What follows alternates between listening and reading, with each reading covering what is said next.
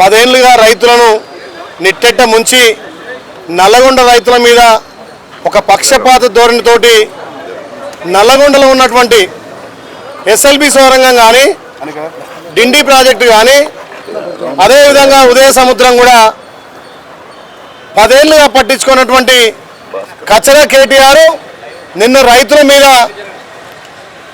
ముసలి కన్నీరు కార్చి రైతు ధర్నా చేస్తున్నాడు. ఈ కచరా కేటీఆర్కి ఒకటే సవాల్ విసురుతున్నాం.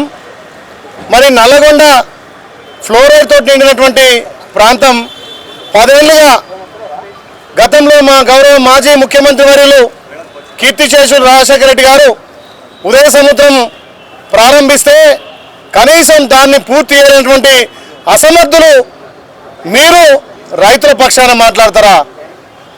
ఇలా ఎస్ఎల్బి సౌరంగం కొద్ది అమౌంట్ తోటే పూర్తయ్యేదాన్ని 10 ఏళ్ళు వెనుకకు నెట్టేసి నల్గొండ రైతుల మీద గుదిబండగా పెట్టి ఇవాళ మళ్ళీ నల్గొండలో ఏ ముఖం పెట్టుకొని కేటీఆర్ ధర్నా పెట్టిండు.